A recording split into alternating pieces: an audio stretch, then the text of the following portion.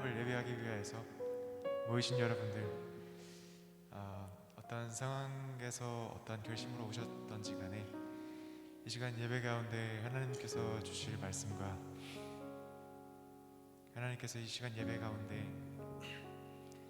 어떤 감동으로 나의 마음을 만지실까 기대하는 마음을 가지신다면 분명히 여러분들 마음 가운데 온라인으로 함께 예배하는 모든 성도 여러분들 가운데 하나님께서 친히 역사하실 것이라고 저는 장담할 수 있을 것 같습니다. 이 시간 우리가 그러한 믿음을 가지고 예배 가운데 우리의 마음을 만지시고 우리 마음을 채워달라고 이 시간 짧게 기도하면서 나갔으면 좋겠는데 제가 기도하겠습니다.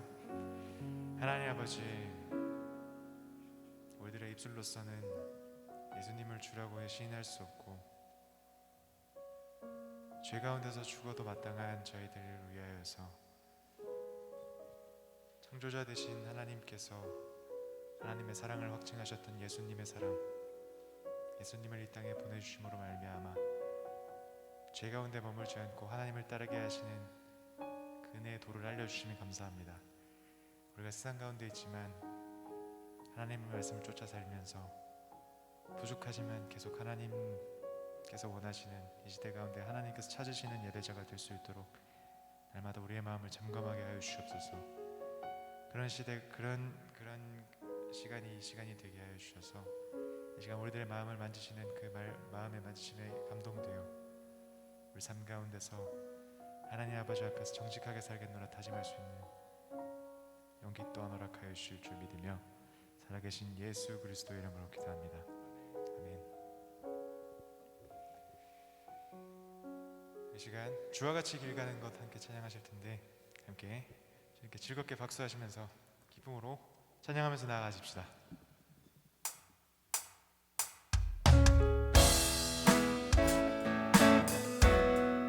함께 박수하면서 조금만 더 빨리 할까요?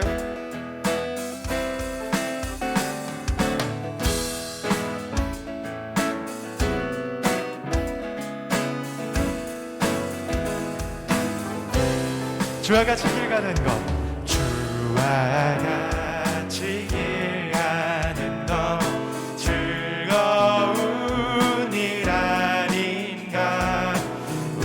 우리 주님 걸어가신 발자취를 밝게. 우리 한 번 더 고백합시다. 주와 같이 길 가는 것 즐거운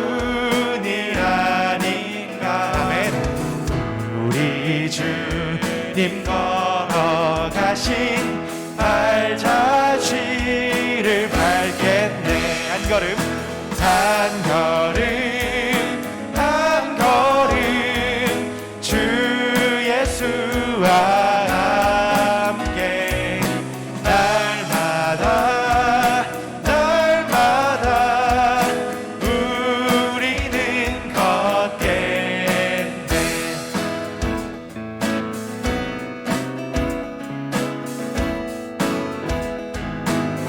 어린아이 같은 우리, 어린아이 같은 우리 미련하고 약하나 주의 손에 이끌리어 생명길로 가게. 아멘. 우리 한 번 더 고백합시다. 어린아이 같은 우리 미련하고 약하나 주의 손에 이끌리어 생명길로 가겠네. 아멘. 한 걸음 한 걸음 주 예수와 함께 날마다 날마다 우리는 걷게. 아멘. 고백합시다. 한 걸음 한 걸음 한 걸음 주 예수와 함께 날마다 날마다 우리는 우리의 부족함을 채우시는 주님 찬양합시다. 한 걸음 한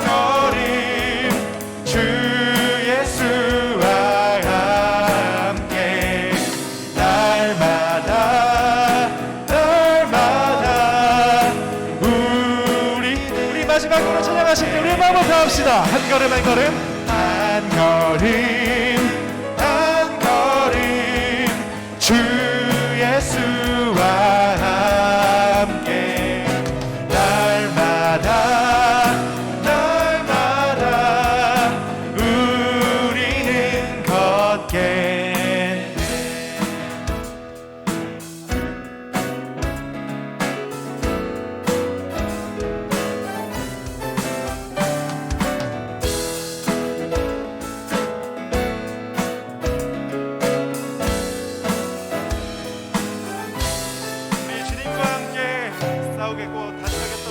다짐하겠노라고 인정하고 고백하는 시간 되었으면 좋겠습니다. 아멘. 이 시간 우리 마커스에서 나온 찬양인데 내 안에 한계를 넘어라는 찬양입니다.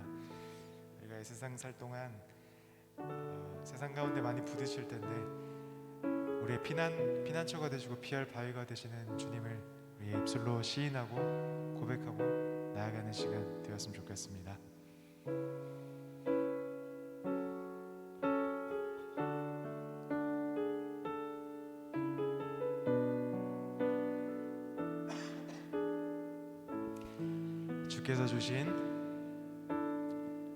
주께서 주신 모든 시간 헛된 것 없네. 그 어느 것도 주의 뜻 알기 어려워도 이유 있음을 알기 원해. 나의 모든 걸음이 주님 안에 있기에 주의 이야기 되네.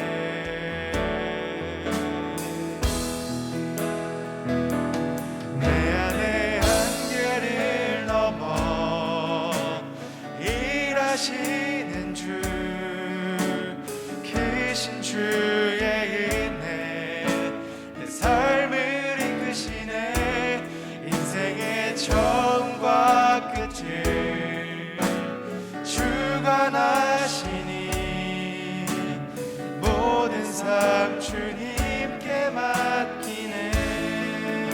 우리 처음부터 고백하십시다. 주께서 주신 모든 시간 헛된 것 없네. 그 어느 것도 아멘. 주의 뜻 알기 어려워도 이유 있음을 알기 원해. 아멘. 나의 모든 걸음이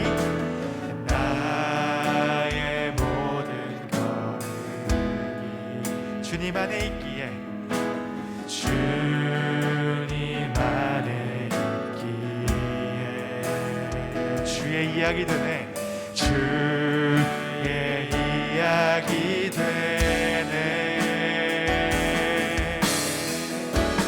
아멘. 내 안의 한계를 넘어 일하시는 주 크신 주의 은혜 내 삶을 이끄시네. 인생의 처음과 끝을 주관하시니 모든 삶 주님께 맡기네. 내 안의 한계를 넘어 일하시는 주 크신 주의 은혜 내 삶을 이끄시네.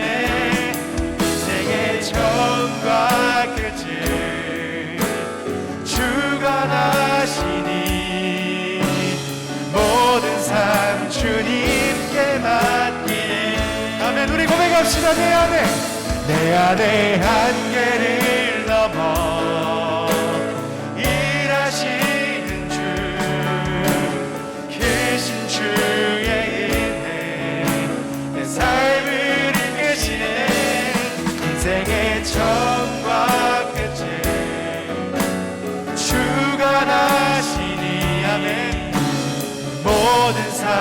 주님께 맡기네. 우리 마지막으로 한 번 더 고백하십시다. 한계를 넘어 일하시는 주 누신 주의 은혜 삶을 이끄시네.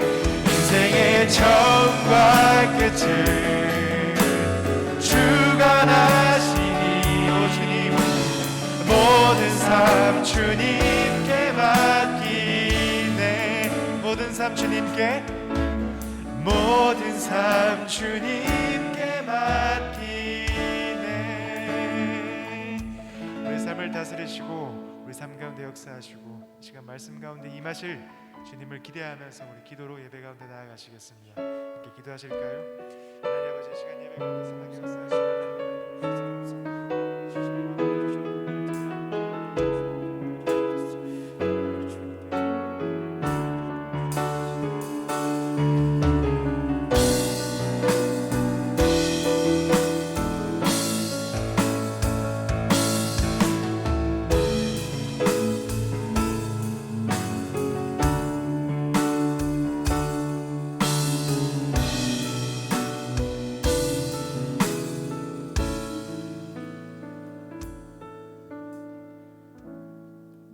많은 가치 속에 영원히 변하지 않는 예수 그리스도를 알고 믿음으로 살아가게 하심을 감사합니다. 우리에게 소중한 교회 공동체를 허락해 주셔서 감사합니다. 특별히 청년의 때에 예수님을 인격적으로 만나게 해주시고 믿음의 공동체에서 신앙을 지켜갈 수 있게 인도하신 하나님 감사합니다. 서로 더 사랑하고 존중할 수 있는 마음을 허락해 주셔서 감사합니다. 이렇게 우리 삶에는 감사할 것들이 넘쳐나지만 삶의 문제에 집중하며 살아갔던 모습들을 돌아봅니다. 주님보다 문제와 관계의 어려움으로 인해 좌절하고 감사하지 못했던 순간들이 많았습니다. 우리의 중심이 주님이 아닌 다른 곳에 있었음을 고백합니다. 세상이 하는 고민과 걱정을 똑같이 하며 살았습니다. 무엇을 먹을까, 무엇을 입을까, 내일을 걱정하는 삶을 살았습니다. 주님의 관심은 내 관심사가 아니었습니다. 주님이 마음이 아파하는 곳에 나의 마음이 아파하지 않았습니다. 주님이 마음을 쏟고 힘쓰시는 곳에 동참하지 않았습니다. 주님, 우리 마음의 중심을 돌아보게 도와주시옵소서. 그래서 올해의 믿음보다 더욱 성장하는 내년이 되게 하시고 어제보다는 오늘이 더 나아져서 주님을 닮아가는 사람들이 되게 도와주시옵소서. 주님, 우리의 삶에 말씀을 비추어 보게 하옵소서. 부끄럽고 여전히 부족하지만 진리로 깨달아지는 말씀들을 순종하게 하옵소서. 성령 충만하게 도와주셔서 말씀에 반응하는 사람들이 되게 하옵소서. 우리 교회의 예배가 회복되게 해주셔서 들은 말씀에 순종하여 각 사람이 변화되게 하옵소서. 성결교회 모든 성도들이 각자의 영역에서 능력 있는 삶을 살게 도와주시옵소서. 오늘 말씀을 전하시는 박진용 목사님에게 새 힘을 주셔서 주님의 말씀을 능력 있게 전하게 하시고 전하는 자, 듣는 자 모두 동일한 은혜 가운데 거하게 하옵소서. 오늘은 정직에 대해 말씀을 드릴 텐데 정직과 반대되고 동떨어진 이 세상에서 정직을 결단하는 시간이 되게 하옵소서. 우리의 삶이 예수님을 의식하는 삶이 되게 도와주시옵소서. 예배를 방해하는 모든 것들이 떠나가게 하시고 오직 주님 홀로 영광 받으시는 시간 되게 하옵소서. 우리의 마음을 모아 다시 오실 예수 그리스도의 이름으로 기도합니다. 아멘.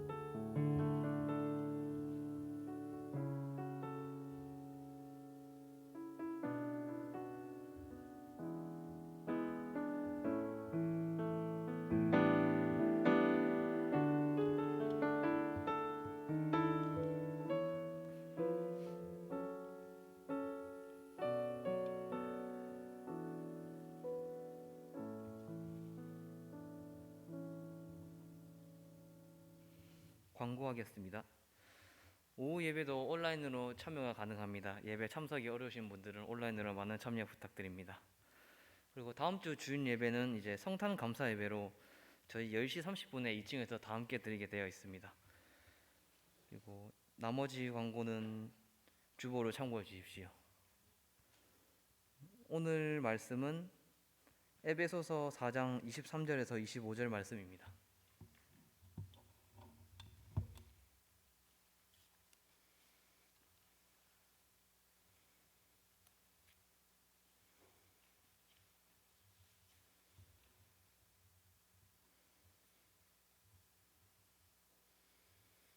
다 찾으셨으면 다 같이 읽도록 하겠습니다. 오직 너희의 심령이 새롭게 되어 하나님을 따라 의와 진리의 거룩함으로 지으심을 받은 새 사람을 입으라. 그런즉 거짓을 버리고 각각 그 이웃과 더불어 참된 것을 말하라. 이는 우리가 서로 지체됨이라. 아멘. 박진영 목사님께서 정직하라라는 말씀으로 말씀 전하시겠습니다.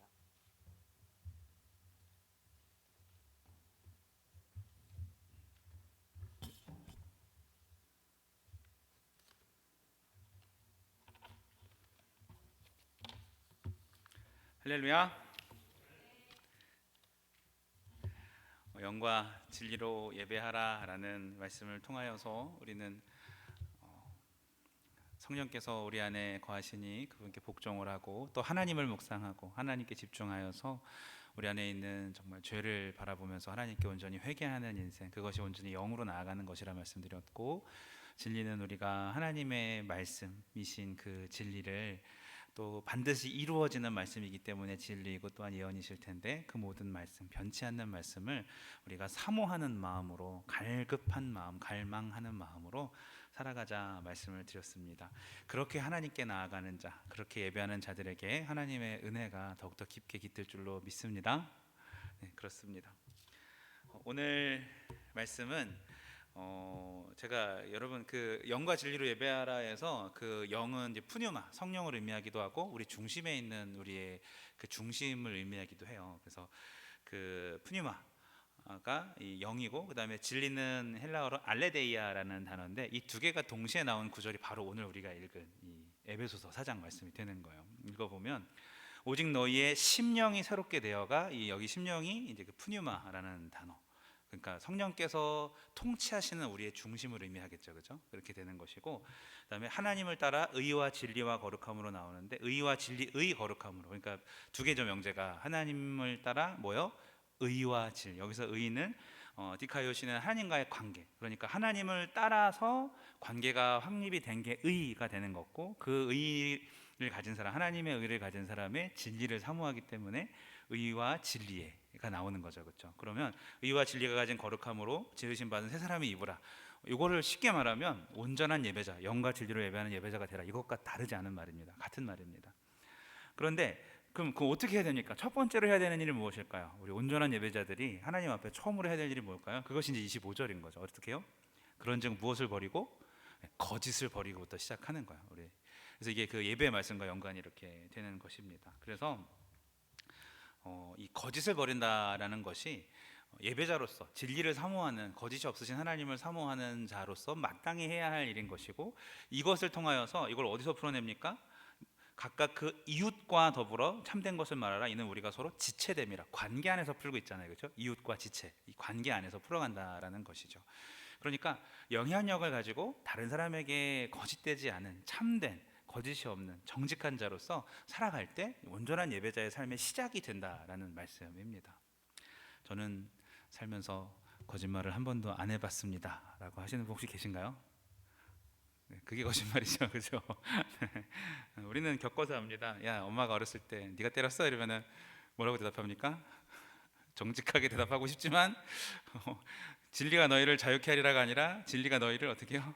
어색하게 하고 괴롭게 하고 힘들게 할 것 같으니까 제가 먼저 그랬어라고 얘기한다던가, 뭐 상황이 이래서 이랬어라고 얘기한다던가, 어물쩡거린다던가, 진리를 정직하게, 진실을 얘기하기보다는 어떻게 해요?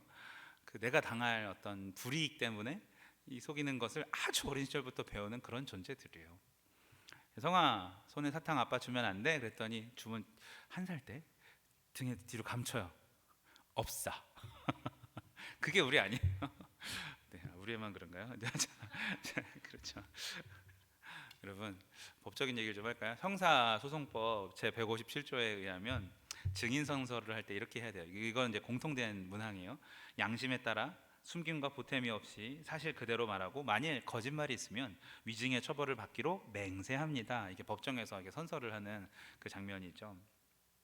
이 선서서가 아예 이렇게 써 있고 이걸 낭독해야 되고, 재판관은 이 증인으로 하여금 그렇게 이 선서서를 하려면 그냥 하는 게 아니라 날인까지 해야 돼요. 자기가 만약에 정말 책임을 지려고 날인까지 하는 거를 본 다음에 그의 증언으로 듣습니다. 그것이 이제 재판정에서 하는 일이죠. 증인의 본분이 뭘까요? 우리가 예수님을 알고 예수님을 겪고 하나님을 아는 너희는 땅끝까지라도 내 증인이 되리라 말씀하셨는데, 증인의 본분이 뭘까요? 법적으로도 그렇습니다. 진실을 부연해도 안 되고요, 진실을 희석해도 안 되고, 그저 그냥 진실만 딱 말해야 되는 거예요. 재판정에 가면 그 사건에 대한 해석은 그 증인이 하는 게 아니라 누가 합니까? 변호인단이 옆에서 해석해가지고 대신 얘기해 주잖아요, 그죠? 그리고 심의는 누가 합니까? 판사가 하게 되겠죠, 그죠?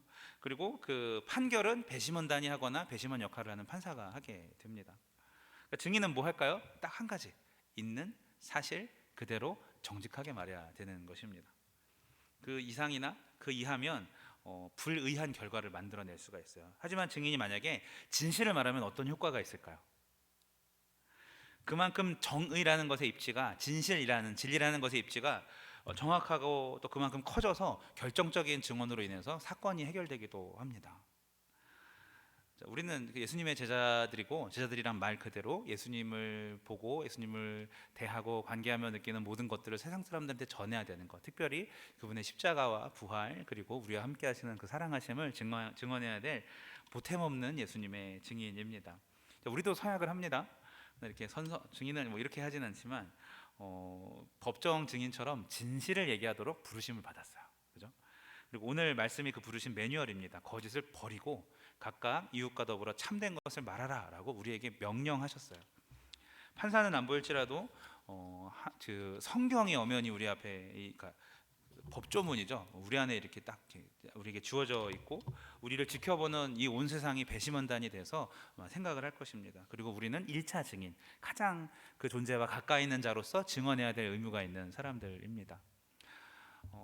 오직 성령이 너에게 임하시면 우리가 권능을 받고, 권능받은 사람이 결론이 뭐예요? 증인이 되는 것입니다. 그게 우리의 말씀이죠.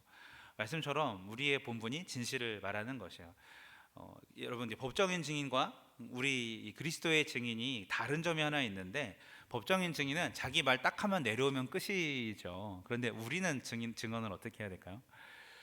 예수님께서의 그 십자가와 부활만 얘기하면 그것이 다일까요? 아니죠. 예수님은 인격적이신 분이시고 이 땅에 태어나셔서 우리 인간의 모든 것들을 다 겪으시고 어떻게 살아야 되는지 모범을 보여주시고, 또 지금도 우리와 관계하시면서 부활 뒤에도 우리와 내밀하게 역사하시는 분 아니겠습니까? 그러니까 이 모든 일을 역사하시는 살아계신 어떤 그 생명이시잖아요, 예수님께서, 그죠? 그렇기 때문에 우리가 증언하는 이것은 끝이 없는 거예요. 여기 컵이 있습니다라고 얘기하는 것은 간단한 일이지만, 예수님에 대해서 우리가 증언할 때는 단순하지가 않다는 얘기예요. 쉽게 얘기하면 얼마나 많이 할 것이 많습니까? 그래서 이 천국 법정은 영원히 계회 상태이고, 그리스도의 사역 자체가 멈추지 않기 때문에 우리의 증인의 이 효력도 영원합니다. 때문에 우리는 증언을 해야 되는 사람들이기 때문에 평소에 우리 삶에서 거짓이 있으면 우리가 증언을 해야 될 때 그 증언이 효력이 있을까요, 없을까요? 저 사기꾼 아니야, 이렇게 될 수밖에 없는 거야. 그래서 우리는 정직해야 되는 거예요. 기본적으로 증언을 하기 위하여서, 오늘 말씀처럼 그래서 거짓을 버리라라는 것입니다. 예수님은요 철저히 정직하셨습니다. 다 정확하셨어요. 말씀 하나하나가 틀린 게 없었었고, 베드로한테 야고보라고 한 적 없고, 저는 이제 예성이한테 수지야 가끔 그러는데 그런 분은 그렇게 안 하셨을 것 같아요. 그리고 그분이 사용하셨던 모든 문장들은 다 사실이셨어요. 그리고 컨닝하거나 뭐 장보 조작, 뭐 치팅 이런 게 없으셨었고, 진실을 부풀린 적도 없어요. 있는 그대로 얘기한 게 놀라웠죠. 그렇잖아요. 사람들이 놀랬던 게 예수님이 과장을 해서 그런 게 아니라 그 놀라운 사실을 모르다가 깨달아서 놀란 거잖아요, 그죠? 생각해 보면 진실을 그렇다고 축소, 외면하거나 가리시거나 하지도 않았었어요. 사람이 두려워서 하는 것이 아니라 예수님의 십자가의 때를 보시고 활동을 하셨어서 가끔씩 이렇게 뒤로 물러서실 때도, 사람들 사이로 지나가실 때도, 다른 마을로 가실 때도 있었지만, 예수님은 그 외면하고 가리려고 하신 것이 아니라 그 목적을 이루시기 위하여서 가장 옳은 길을 선택을 하셨습니다.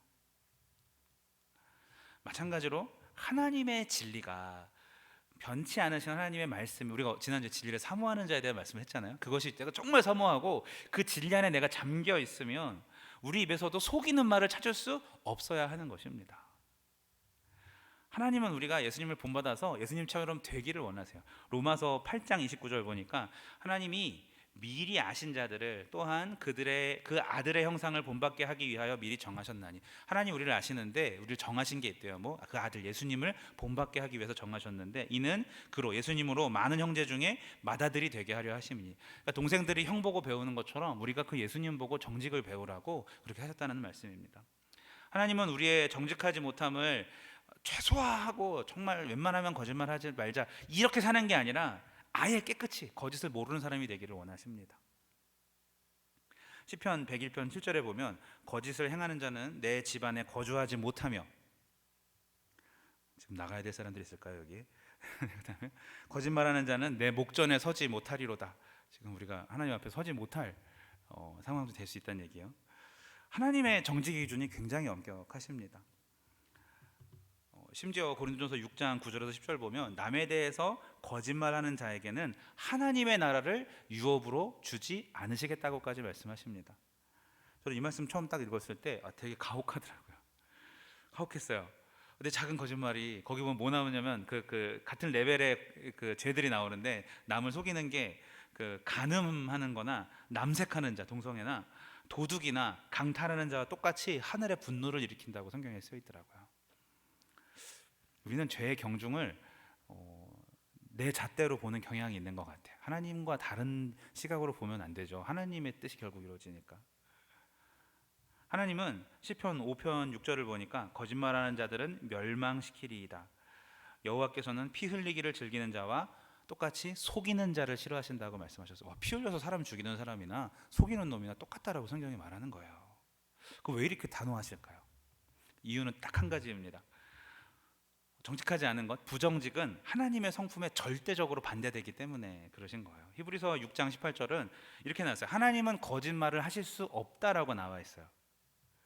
거짓말을 안 하신다가 아니라, 거짓말을 안 하시기로 작정하셨다가 아니라 어떻게 해요? 거짓말을 하실 줄 모른다. 하나님에겐 거짓이 아예 없다. 하나님에게 없는 게 있는데 그게 거짓이라는 거죠. 하나님의 거짓말을 하는 거는 개가 날아가는 것과 같아요. 그럼 그게 새 개인가요? 개. 그건데 그 말이 안 되는 거예요. 또 새가 짖는 것 같아요. 멍멍멍 이렇게. 그 말이 안 되는 거예요. 그러니까 하나님 거짓말을 못 하시는 게 아니, 그냥 거짓말과 상관이 없으신다. 못 하신다가 맞죠. 있을 수 없는 일이라는 뜻입니다. 하나님의 말씀이 진리신 첫 번째 이유는 말씀을 반드시 지키시기 때문에 그래요. 우리 저번에 이런 얘기했죠. 세상의 법은 계속 늘어난다. 불완전하고 부족하니까 사람들이 이렇게 만들면 이렇게 피하고 이렇게 만들면 저렇게 피하고 그래가지고 죄를 많이 지으니까 점점 법이 늘어나지만 하나님의 말씀은 영원합니다. 늘어나지 않습니다. 오히려 뭘 붙이면은 이단이 되는 거고 붙이면은 이상하게 되는 거죠, 그죠? 정확하고 하나님은 그 말씀대로 지금까지 역사하시기 때문입니다. 성경이 절대적인 기준이 되는 것은 그 말씀이 안 변하기 때문에 그렇죠. 반대로 사탄은 요한복음 8장 44절에 거짓말의 아빠라고 표현하고 있어요. 거짓의 아비. 알다시피 여러분 이 사탄이 인류에게 꺼낸 첫 번째 무기가 뭐였죠? 기억나시나요? 에덴 동산에서 하와에게 종려 죽으리라를 아니야 안 죽어 라고 그 한 부분을 바꿨어요. 안 죽는다. 너 눈이 밝아져서 하나님같이 된다. 부연서면 주석까지 달아서 그렇게 얘기를 했죠. 막 하와를 막 이 사탄이 몸짱으로 딱 나타나가지고 유혹을 했나요? 아니요. 막 그 겁박을 했나요? 목을 막 잡고 막 멱살을 잡고 흔들었나요? 먹어야 돼? 아니에요. 첫 번째 인류에게 했던 사탄의 선택은 거짓말이었습니다. 새빨간 거짓말에 하와가 속았고 남편도 선례를 따랐고 에덴에서 정직이 사라졌을 때 여러분 지금 우리가 에덴이라는 말 자체를 많이 못 들어보시죠, 그죠? 들어보면은 그냥 추억 정도로 느끼지 우리가 그것에서 막 연구하고 막 그렇게 하지까지는 않잖아요, 그죠? 이것은 한낱 추억거리가 됐습니다. 이미 우리의 것이 아니기 때문에. 그리고 이후 인류는 우리 거짓말과 함께 살아가는 존재들이 됐어요. 그 아담 하와의 거짓말을 시작으로. 우리 왜 거짓말하죠, 여러분? 그 대가를 치르는 게 두려워서 아까 그 아이가 감추는 것처럼 거짓말하고, 상처를 안 주려고 거짓말한데 거짓말하고, 부끄러워서 거짓말하고, 또 분위기를 망치기 싫어서 거짓말하고, 죄를 감추려고 거짓말하고, 무서운 것은 습관적으로 하기도 하고, 또 자신의 거짓말을 믿고 싶어하고, 금전적인 이득을 얻기 위해서 거짓말을 하고, 중독을 감추기 위해서 거짓말을 하기도 하고, 다양한 이유로 우리가 그렇게 합니다. 그리고 스스로 다 알아요. 그게 부도덕한 일이고 잘못인 줄도 알아요. 우리가 정직에 대해서 질문할 때 그래서 하나님이 왜 우리에게 정직을 요구하십니까? 라고 하기보다 차라리 왜 우리는 부정직을 이렇게 잘 수용하는가, 받아들이는가, 이렇게 물어보는 게 나을지도 모르겠어요. 성경은 예레미야 17장 9절을 통해서 만물보다 거짓되고 심히 부패한 것이 우리의 마음이라고 말하였습니다. 그러니까 우리가 진실을 좋아하지 않는다라는 것이죠. 제가 안 때렸는데요 라고 거짓말을 하거나, 너가 엄마가 어렸을 때부터 이렇게 얘기할 때 자꾸 혼나기 싫어서 이런저런 핑계들을 대고, 또 게임 몇 시간 했어 그러면 적당히 이제 대충 봐가지고 안 혼날 만큼 얘기해서 하는 그런 것들이 우리와 저희 아이들 얘기인데, 어쨌든 그렇게 하고 있지 않습니까? 네. 진리가 너희를 자유케 하리라. 할렐루야. 진리가 너희를 어색해 하리라, 힘들게 하리라. 그럴 수도 있습니다. 네. 허나 그렇게 스스로 터득한 그런 방법들이 하나님의 뜻과 정반대에 섭니다. 여러분, 오늘 제가 그냥 정직하라 이런 말은 너무 쉽잖아요, 그죠? 이 정직에 대해서 좀 깊이 좀 보기를 원합니다. 첫 번째로 정직에 대해서 인정할 수밖에 없는 사실이 하나 있어요. 뭐냐면 정직만으로는 내가 필요한 걸 다 얻을 수 있다 없다? 없다는 사실입니다. 이건 당연한 거예요, 그죠? 우리는 상급자들의 인정을 원합니다. 그래서 아첨하기도 하고 그러한 태도를 뭐 윤활유라고 표현을 하기도 하죠. 하지만 하나님은 그걸 거짓말이라고 합니다. 마음에도 없고 생각과도 다른데 그냥 그 사람과 맞추려고 그렇게 그냥 맞춰주는 그런 것들조차도 하나님 얘기하십니다. 우리는 사람들의 존경을 원합니다. 그래서 인격보다 겉모습에 더욱더 신경을 쓰고 과시적인 소비를 하기도 합니다. 우리는 그걸 성공이라고 말하죠. 하지만 하나님은 그것을 속사람은 망가져 있는 거짓된 삶이라고 이야기를 하십니다. 목사님, 어떤 나랑 마음이 안 맞는 사람들이 있는데 그냥 잘 지내기고자 그냥 제가 마음에는 없지만 그냥 이렇게 말하는 게 그게 왜 거짓말인가 라고 얘기할지 모르겠지만, 제가 겪어본 하나님은 어떤 분이시냐면요, 여러분, 재밌어요. 우리가 어떤 사람과 예를 들어서 직장에서 누구랑 마음이 안 맞습니다. 그러면은 그 사람과 잘 지내기 위하여서 마음에 없는 말 하면서 대충 칭찬하거나 대충 잘 지내는 그걸 하나님 원하시지 않아요. 그 일하라고 하나님 거기 우리 보내신 거 아니에요. 나랑 안 맞는 사람이면 안 맞는 사람일수록 하나님, 내가 저 사람을 더욱 사랑할 수 있게 해주세요라고 기도하라고 그 자리에 앉혀놓으신 것이고, 여러분, 내가 마음이 힘들고 불편한 일이 있어, 이 사람이랑 안 맞기 때문에 그 사람이랑한테 그 얘기를 할 정도가 되려면 가까워야 되면 멀어야 돼요. 당연히 가까워져야죠. 그렇게 될 만큼 사랑하는 사이가 되라고 우리에게 그런 사람들을 붙여주시는 것입니다. 근데 우리는 되게 쉽게 만나길 원하고 나 편한 대로 생각하길 좋아해요.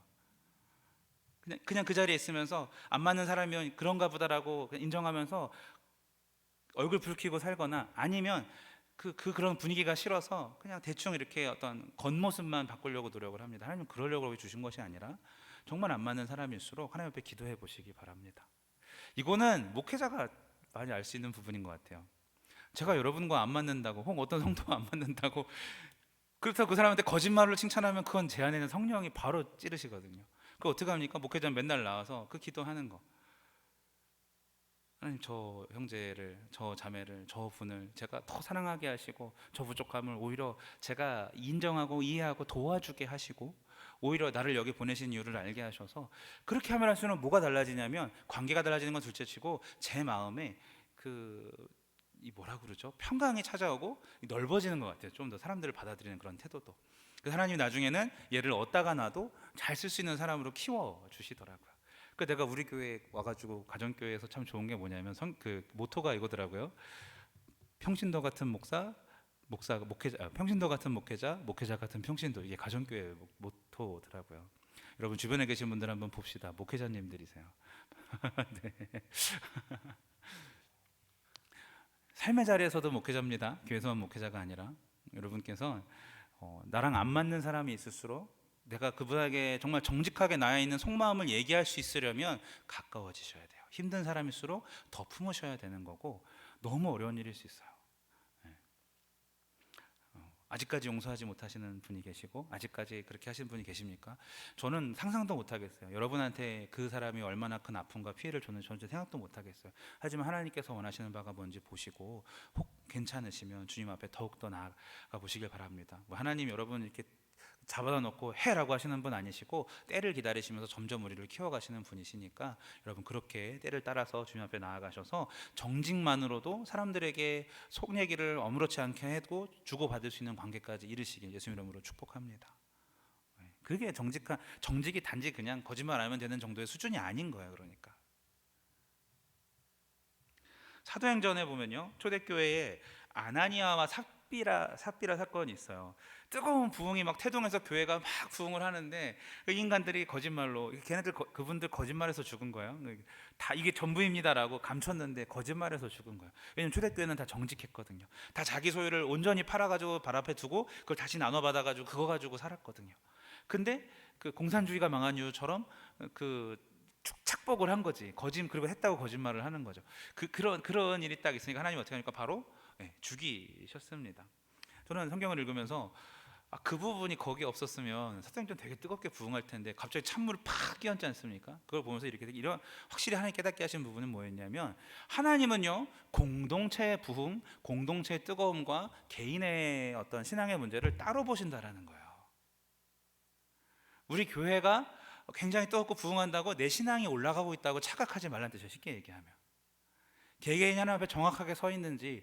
여러분, 우리 교회가 만약에 청년부가 여기서 10배, 20배가 된다면 우리가 잘해서가 아니라 우리도 열심히 하긴 하겠지만 누군가의 기도로, 누군가의 헌신으로 그렇게 되는 줄로 믿습니다. 우리가 스스로 하는 게 아니야. 특별히 하나님이 하시겠죠. 공동체의 신앙과 개인의 신앙을 같이 보지 마세요. 우리는 하나이긴 하지만 동시에 책임감 있는 존재가 되라는 뜻입니다. 그들의 결과는 죽음이었고요, 그 일이 초대교회의 굉장한 두려움이 되었습니다. 일부러 그러셨어요. 사도행전 5장 11절은 이렇게 말해요. 온 교회와 이 일을 듣는 사람이 다 크게 두려워하니라. 여러분, 혹시 하나님이 지금 거짓말을 했다고 우리를 죽이지 않으니까 다행이라고 생각하시는 분 계십니까? 저 사실 설교 준비하면서 그런 생각 좀 했다가 해보니까 그거 하나님이 되게 싫어하시더라고요. 죽음이 뭘까요? 죽음이 대학원 때 배웠던 거 딱 생각이 나게 하시더라고요. 여러분, 죽음이 뭘까요? 죽음은 분리입니다. 몸과 육체의 분리를 죽음이라고 표현하고 이걸 1차 죽음이라고 표현해요. 그리고 우리가 하나님의 심판대 앞에 서서 하나님과 우리와 완전하게 분리되는 것, 이것은 뭐라고 하죠? 이거를 두 번째 죽음이라고 표현합니다. 그래서 이제 그 지옥으로 가게 되죠, 이 사람이 분리가 되면. 그래서 서문학교회한테 이렇게 얘기를 해요. 너희가 죽도록 충성하라. 다른 말로 충성하다가 죽어라. 그러면 너희가 생명의 면류관을 받아서 둘째 사망의 아픔을 받지 않으리라라고 얘기하고 있어요. 둘째 사망이 뭐예요? 그러니까 지금 육신의 첫째 사망은 했어도 하나님 앞에 나가서 두 번째는 사망이 아니라 생명의 면류관을 쓰고 하나님과 하나가 된다라는 거예요. 우리가 분리되는 거. 죽음은 분리잖아요, 그죠? 분리라는 것이 죽음인 것을 설명드린 건데, 우리는 거짓으로 인해서 다양한 죽음과 다양한 분리를 이미 맞이하고 있는 것을 깨달으셔야지 돼요. 결혼의 죽음, 같이 살고는 있으나 그게 같이 사는 건지. 양심의 죽음, 분리됐잖아요. 직장 안에서의 나의 죽음, 신뢰의 죽음, 평안의 죽음, 신용의 죽음, 자존감의 죽음, 믿음의 죽음, 얼마든지 많은 분리들을 우리가 경험하면서도 그게 아픔이고 심각한 일인지 모를 때가 많다는 것이죠. 처음 얘기했듯이 거짓에서 파생하는 가장 비참한 죽음은 우리들이 예수님의 제자요 증인으로서의 죽음입니다. 그걸 하지 않는 것. 법정은 위증자들의 증언을 듣지 않을 것입니다. 우리가 거짓을 얘기한다면 우리 입으로 어찌 예수님을 전할 수 있겠습니까? 더 중요한 사실은 우리가 진실을 말하지 않는다면 하나님이 우리를 증인으로 쓰시기나 하겠습니까? 좋은 예배자 되고 싶다고들 하셨잖아요. 다들 결단하시고. 기본적으로 거짓이 없으셔야지 돼요. 마태복음 25장 21절에서 달란트 비유에서 작은 일에 충성해야 큰 일도 맡긴다고 하셨습니다. 마태복음 25장은 예수님 오실 때를 대비해서 늘 깨어 있으라는 그런 말씀인데, 우리도 늘 깨어서 거짓으로부터 멀어지시길 바랍니다. 우리가 가장 먼저 깨어져야 될 분은 우리 삶에서 정직이 있어야 된다는 것이에요. 마지막 날에는 다 드러날 것입니다. 등불 그 처녀들 신랑 왔을 때 판결이 딱 났죠. 우리가 얼마나 정직하게 사는가가 하나님 다 보실 것입니다. 사는 여러분은 하나님이 정직하게 살아가는 모습을 보고 작은 일도 맡겨서 나중에 큰 일을 맡겨주실 수 있는 사람인지 돌아보시길 축복합니다. 네, 그래요. 여러분, 그러면 거짓은 어떻게 치료할 수 있을까요? 단순합니다. 책임 앞에 서서 진실을 말하면 됩니다. 여러분, 우리가 이 사실을 말할까 거짓을 말할까 이 딜레마에 빠져 있다면 그 순간 해야 될 질문이 하나 있어요. 여러분, 이걸 퍼뜩 떠올리시기 바랍니다. 하나님이 나의 이 거짓을 축복하실까? 이 생각을 해보세요. 거짓이 없으신 진리 하나님이 거짓을 바탕으로 거짓이 들어간 이 전략을, 이 방법을 하나님이 좋아하실까? 진실 대신 하나님이 남을 속이는 이 사업을 좋아하실까? 축복하실까? 잘 되게 하실까? 하나님이 타인을 교묘하게 조종하는 이 직업을 귀하게 여기실까? 하나님은 속이는 자를 도우실까? 계속 고민해 보시기 바랍니다. 손해를 보시더라도 정직하십시오. 저도 하나님이 그렇게 하지 않을 거라고 생각합니다. 돕지 않으실 거고 축복하지 않으실 것입니다. 만약에 우리의 거짓이 다들 하나씩 있는데 그게 지금 드러나지 않는 것은 이건 하나님이 인정하는 게 아니라 공든 탑이 무너져야 돼요. 그런 사람이 있어요. 탑을 쌓아서 무너져서 바닥을 딱 찍어보기 전까지 이게 똥인지 된장인지 먹어보기 전까지 말 안 듣는 사람이 있어요. 아무리 얘기해도. 그런 사람은 내버려 두십니다. 그리고 제대로 망할 때까지 기다려주세요. 그때 만져주세요. 여러분 그렇게까지 하고 싶으십니까? 네. 하나님 앞에 평소에 하나님과의 정말 신의 일을 지키시길 축복합니다. 여러분 우리 냉정하게 자문해 봅시다. 나의 모든 관계 속에서 정직이 선명하게 드러나고 있습니까? 모든 사람이 여러분의 이름을 들으면 신뢰감을 갖게 됩니까? 나는 거래에 정직한 사람입니까? 나는 돈에 대해서 정직한 사람입니까? 성경에 하나님의 10의 1조에 대해서 말씀하시는데 나는 11조를 정직하게 하는 사람입니까? 나는 항상 진실을 말합니까? 그렇지 않다면요, 지금 이 순간이, 이 예배의 시간, 여기서부터가 기회로 받으시길 바랍니다. 내일까지 미루지 마세요. 오늘의 작은 물결이 내일의 파도가 되고 내일의 파도가 내년의 홍수로 나타날 것입니다. 하나님께서 지금 깨닫게 하셨으면 바뀌셔야 합니다. 25절 말씀 다시 한번 같이 읽어봅시다. 25절 시작. 그런즉 거짓을 버리고 각각 그 이웃과 더불어 참된 것을 말하라. 이는 우리가 서로 지체됨이라. 아멘. 우리가 지체인데 거짓이 있는 건 말이 안 된다라는 그런 말씀이잖아요. 여러분 한 신체에 괜찮은 줄 알았다가 아무도 몰랐어요. 거기만 혼자 아팠어. 그러다가 온 신체가 이걸 나중에 늦게 발견했을 때에는 이미 말 그대로 늦어서 대부분 굉장히 회복이 힘들고 무거운 병일 경우가 많습니다. 드러나지 않는 병들은. 그럴 땐 부위만 망가지는 게 아니라 그 부위 때문에 안타깝지만 한 인생을 잃어버리는 경우가 굉장히 많죠. 암들이 그렇죠. 성도 여러분, 지체 안에 거짓이 있는데 드러나지 않으면 그거 암 키우는 거랑 똑같은 것입니다. 아니, 아간이 그거 숨겼다고 여리고 정복하고 나서 아이성 가가지고 수없이 죽은 병사들을 이거 어떻게 설명할 수 있어요? 그것 때문에 그래요. 그때 처리하지 않은 거짓을 하나님은 보신다는 거. 이미 그러면 안 된다고 말씀하셨는데 속인 사람에 대해서. 그래서 이번에 제가 미션을 드립니다. 이번 한 주간 동안은 거짓말 안 하기. 혹 우리 중에 아예 입을 닫아야 될 사람이 있을지도 모르겠어요. 저를 포함해서. 한 주간 거짓말을 전혀 안 하기. 생각만 해도 여러분 말과 행실에 엄청 신경 쓸 것 같지 않으세요? 그죠? 그걸 원하십니다. 그렇게 살면 사람들은, 오늘 말씀해 주신 게 뭐예요? 관계의 능력이잖아요. 신뢰할 만한 사람이 먼저 되셔야 여러분이 참된 예배자로 살아갈 수 있는 그 단초가 시작이 되는 것이고, 여러분의 입에서 예수님을 증언할 때 그 증언이 굉장히 울림으로 그 사람에게 다가가는 것 아니겠습니까? 비겁한 사람은 안전한지 묻습니다. 대충 살기 원하는 사람은 나한테 누가 무슨 부탁할 때 무슨 숨은 의도가 있는 거 아니야? 자꾸 이렇게 생각합니다. 허영을 쫓는 사람은 내가 이거 인기가 좀 얻는 일인가? 인기를 생각하죠. 하지만 그리스도인은 딱 한 가지, 옳은 일인가? 내가 사실대로 말해도 괜찮은 일인가? 누구에게나 이걸 물어봅니다. 안전하기 때문이 아니라, 의도적이기 때문이 아니라, 인기가 있기 때문이 아니라 하나님이 옳다고 말하기 때문에 나는 정직해야 되는 것이고 다수가 아닌 진리를 따라 살아야 됩니다. 아까 태용자매가 기도하실 때 그렇게 얘기를 했잖아요. 거짓이 가득한 세상 속에서 진실을 따라가고 정직하게 살아가는 것이 얼마나 어려운 일이겠냐마는, 그걸 어렵게 느끼는 게 이미 우리가 거짓의 때가 묻어있기 때문에 그렇다는 거예요. 정직하게 살아보십시오. 별로 생각보다 안 어렵습니다. 내가 당할 손해에 대해서 계산하니까 어려워지는 거고 그런 건데, 하나님이 그 길은 돌아가더라도 동행해 주시고 반드시 귀한 곳으로 채워준다는 마음과 그 뜻을 의지하고 말씀을 의지하시고 그렇게 사시길 축복합니다. 말씀을 맺습니다. 사랑하는 우리 울산교회 선교가족 여러분, 정직하십시오. 제자의 삶에 영과 진리로 예배하는 사람의 기본 중에 기본이 정직입니다. 삶의 정직이 무너지면 진리를 사모하지 않는 자라는 그런 뜻이기 때문에 예배도 무너지고 제자로서도 합당하지 않은 거죠, 반대로 말하면. 하지만 정직을 결단해서 쉬운 길 버리고 힘들게 돌아가는 인생을 산다면 그 길은 미련해 보일지 몰라도 예수님이 가셨던 길인 것이고, 반드시 사람들과의 신뢰를 쌓는 길이시고, 그 관계의 능력이 스텝업, 업그레이드 되는 길이고, 우리가 하나님께 그렇게 신뢰할 만한 사람이 사람들에게도 그러한 사람이 된다면 그때 전하는 하나님의 살아계심은 정말 큰 파도를 흐름을 만들어낼 것입니다. 여러분이 하나님을 전할 때 그 하나님이 굉장히 선명하게 들릴 거예요. 사람들에게 청량하게 들릴 거예요.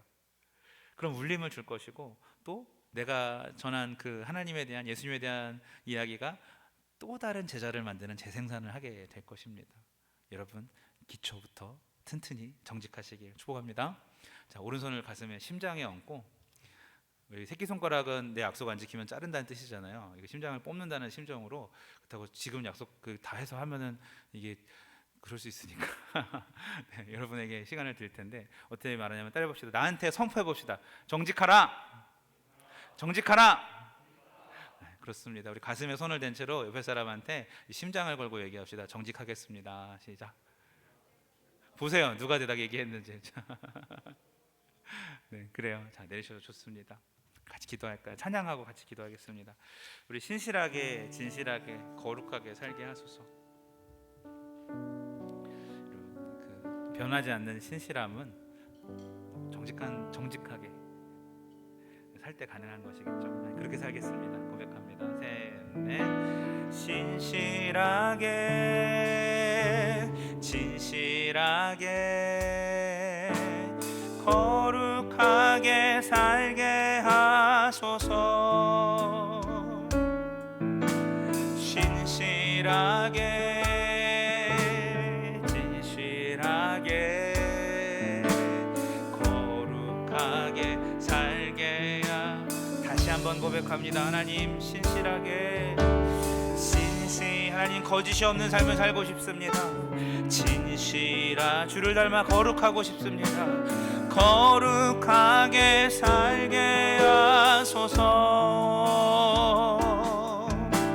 신실하게, 진실하게, 거룩하게 살게 하나님, 나의 마음 만져주소서.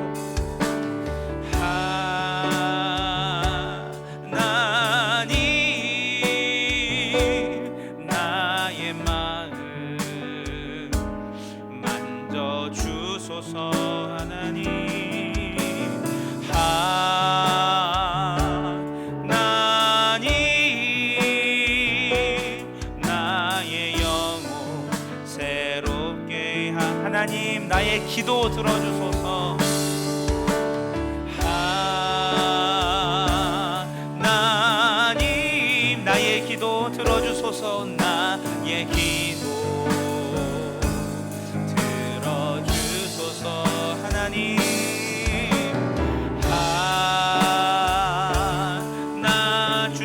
주님의 길로 가길 원합니다. 주의 길로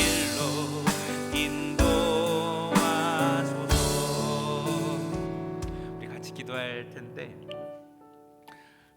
정직하게 기도해 봅시다. 여러분, 사실 정직은요, 내 약점이랑 연관이 있어요. 내가 정직하지 못한 부분이 그게 내 약점입니다. 돈입니까? 성적인 어떤 그런 겁니까? 인정을 받고 싶은 어떤 욕구입니까? 여러분, 꼼꼼히 돌아보시길 바랍니다. 하나님, 내 정직이 나의 강점이 되게 하여 주시옵소서. 내가 내 근육의 두께를 보지 않고 내 안에 계신 성령님의 성품을 의지할 테니까, 내 힘이 아니라 성령을 의지할 테니, 하나님, 내가 정직하려면 그 약점을 뛰어넘어야 할 텐데 성령께서 주권을 가지시지 않으면 내 힘으로 안 됩니다. 하나님, 도와주셔서 정직하게 살게 하여 주시옵소서. 우리 먼저 이렇게 한번 기도하고 한 번 더 기도합시다. 우리 주여 한번 외치고 나의 약점을 하나님께 아뢰고, 하나님, 내가 정직하게 원합니다. 함께 기도합니다. 주여,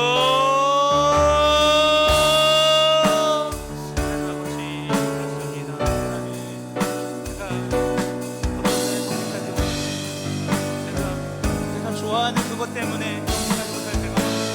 내가 약한 그 부분 때문에 하나님 정직하지 못할 때가 많아요. 하나님, 정직하게 하여 주시옵소서. 아버지, 정직하게 하여 주시옵소서. 아버지, 정직하게 하여 주시옵소서. 오늘 불같은 사랑입니다. 우리 인생이 정직함이 있게 하여 주시고, 기뻐하시는 하나님 아버지, 감사하게 되어서 우리 안에 하나님께서 주시되어 소망이 가득하게 하는 것 같아요. 하나님, 정직하게 하여 주시옵소서. 내 약점을 이기게 하시옵소서. 성령께서 도우심을 받으라니. 하나님,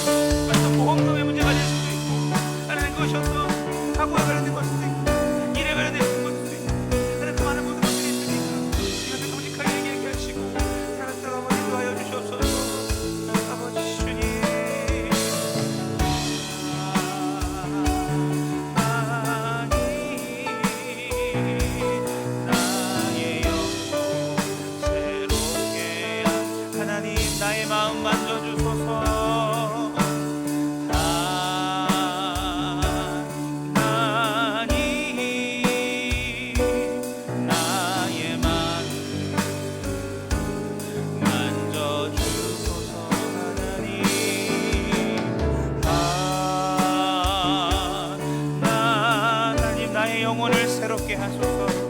나의 영혼 새롭게 하소서. 우리 한 번 더 기도합니다. 오늘 말씀은 정직을 관계에서 풀어내는 말씀이었어요. 거짓을 버리고 각각 그 이웃과 더불어 참된 것을 말하라. 이는 우리가 서로 지체됨이라. 정직은 관계의 능력입니다.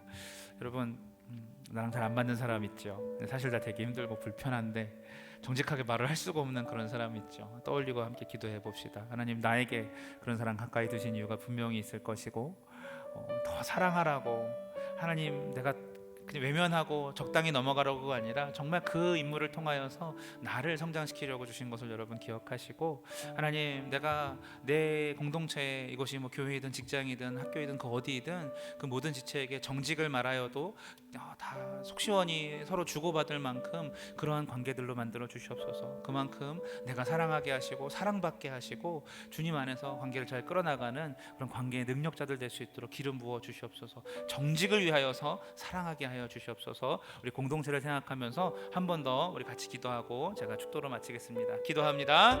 하나님 아버지, 그렇습니다. 아버지, 우리 안에 하나님 불평이 서고 불쾌한 죄들이 있습니까?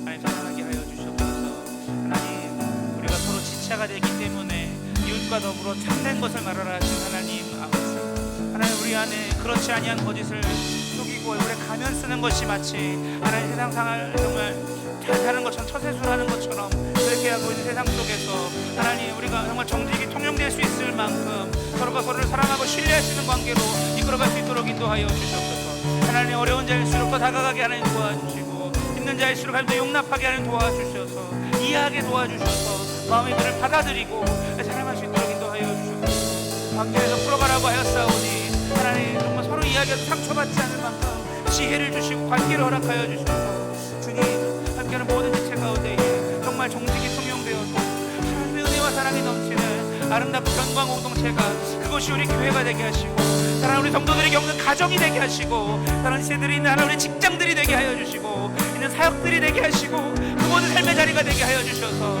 그 가운데에 하나님의 정직이 나타날 수 있도록 아버지 인도하여 주시옵소서. 하나님, 영과 진리로 예배하는 자들이 첫 번째 할 것이 거짓이 없는 삶이라 하였사오니 하나님, 거짓의 아비인 사탄을 멀리하고 정말 참 진리로 참된 것만 말하는 주님만 따라가는 우리가 될 수 있도록 아버지 인도하여 주시옵소서. 하나님, 관계 속에서 정직을 풀어라 말씀하셨사오니 하나님 보시기에 우리 공동체가 보시기에 그리하여 신뢰할 만한 사람, 하나님 그 말씀 한마디 한마디가 그 입의 언어와 행실이 일치된 사람, 내가 하나님 사는 것을 말하는 사람, 그렇게 거룩하고 그렇게 정직하고 그렇게 신실하게 살아가는 우리 될 수 있도록 아버지 인도하여 주시옵소서.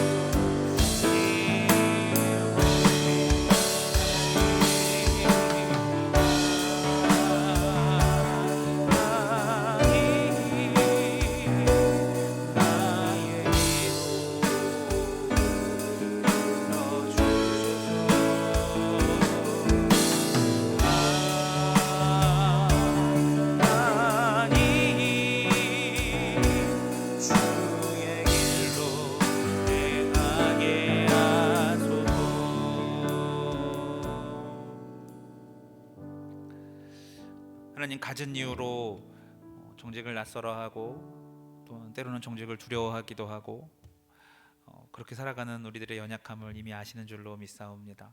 하지만 성령께서 우리 안에 계신 것 또한 사실이고 진리의 하나님이 나를 향하여서 정말 탄식으로, 말할 수 없는 탄식으로 중보하고 있는 것도 사실이오니 주님, 우리의 연약함보다 나를 위해 오늘도 함께 하시는 그 하나님을 바라보면서 우리가 주를 위해 정직을 선택하는 자로 살 수 있도록 인도하여 주시옵소서.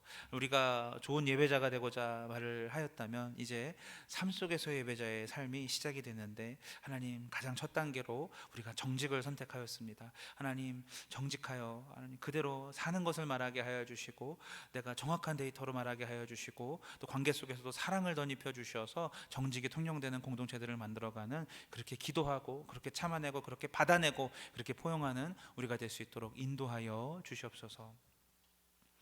이제는 우리 주 예수 그리스도의 은혜와 하나님의 크신 사랑과 성령님의 교통하심이 이제 말씀 안에서 정직을 결단하고 한 주간 내 입술에 거짓이 없기를 갈망하며 선포하며 기도한 이 자리에 있는 모든 예배자들에게, 방송으로 함께 하시는 사랑하는 모든 성결 가족들에게 지금부터 영원까지 함께 하시옵기를 간절히 축원하옵나이다. 아멘.